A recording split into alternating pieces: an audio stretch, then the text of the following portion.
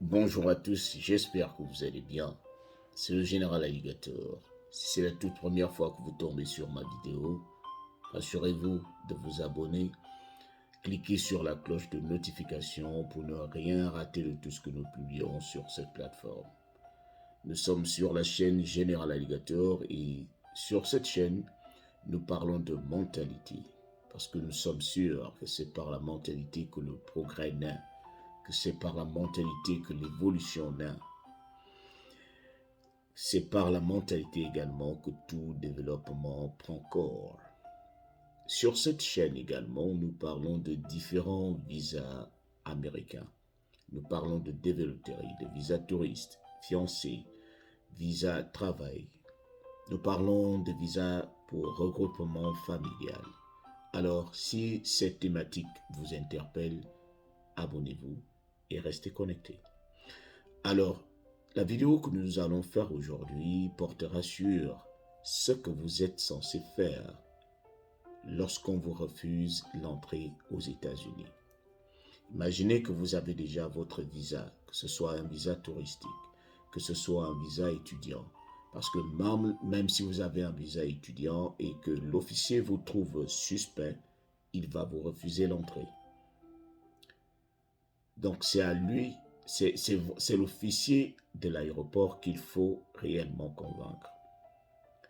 Alors, si vous retrouvez dans une situation où on vous refuse l'entrée aux États-Unis, il y a plusieurs choses que vous aurez à faire.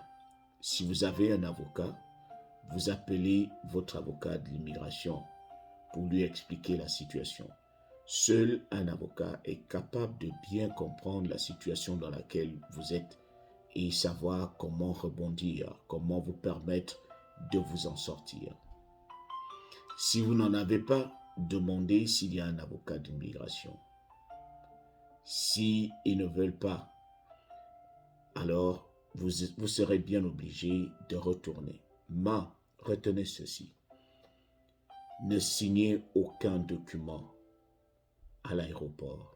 Ne signez aucun document. Si on vous refuse l'entrée, vous dites ok, je vais en parler à mon avocat, mais je ne signerai aucun document. Parce qu'ils vont certainement vous demander de faire une déclaration pour dire que vous reconnaissez avoir certainement mal fait telle ou telle chose et que vous allez signer. Non.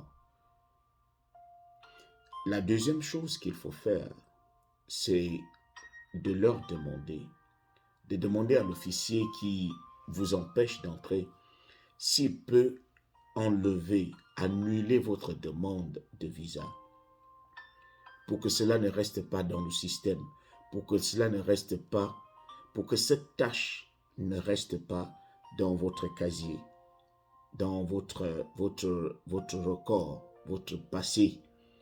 Parce que si il confirme qu'il vous a refusé l'entrée pour X ou Y raison, lorsqu'à chaque fois que vous irez à l'ambassade ou que vous reviendrez aux États-Unis, cette tâche sera toujours dans le système et on ne vous laissera pas entrer.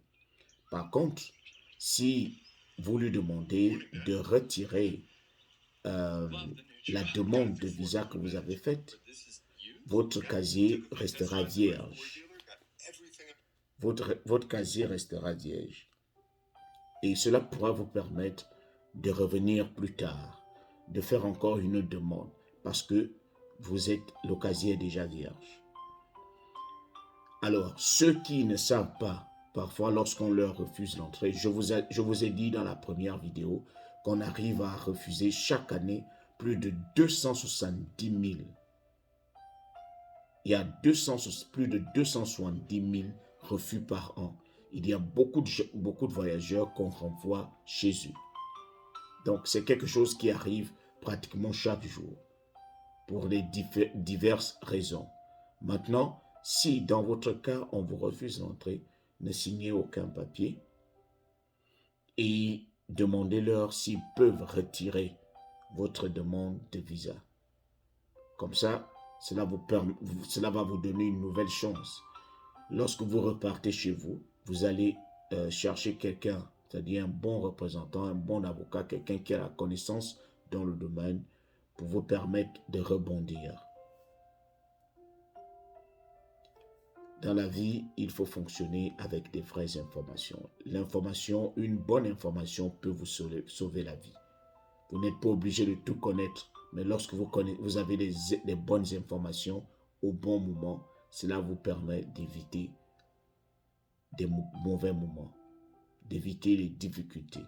Cela vous permet de ne pas passer tout votre temps dans les difficultés.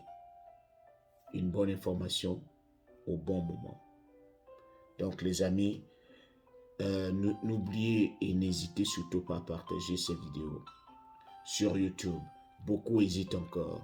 N'hésitez surtout pas à liker et à commenter. Si vous êtes quelqu'un, vous êtes un alligator qui vit déjà ici aux États-Unis et que vous passez par une expérience positive ou négative, essayez de m'écrire en inbox, on va en parler si vous pouvez nous faire une vidéo de témoignage. Les gens ont besoin de cela.